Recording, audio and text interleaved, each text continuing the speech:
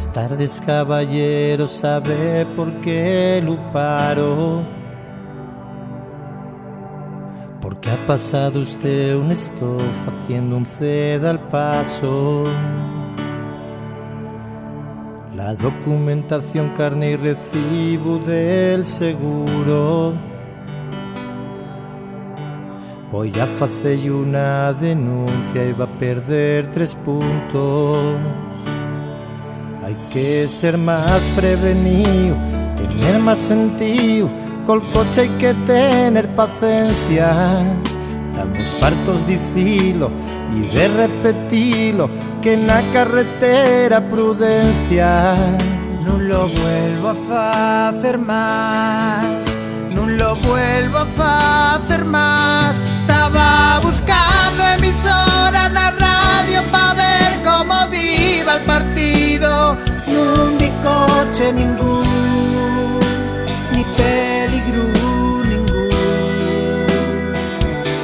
Siento lo mucho, la ley está fecha así, no me la inventé yo. Mire usted que necesito el coche para hacer mi trabajo. No puede usted hacer la vista gorda, un día peor guardia por ser más humano. Siento lo mucho, la ley está fecha así, no me la inventé yo.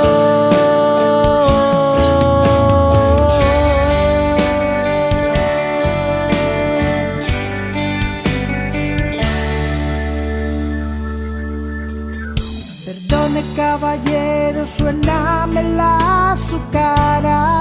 Non trabaja aquí.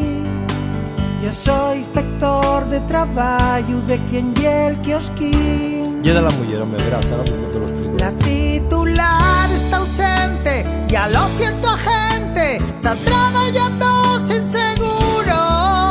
Voy a hacer la denuncia, va a ser 1 minuto. Al cambio son 20.000 duros. No lo vuelvo a hacer más, no lo vuelvo a hacer más.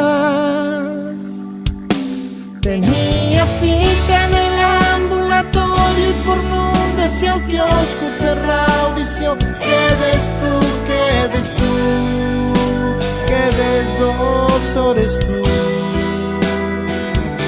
Siento lo mucho, la ley está fecha así, no me la inventé yo.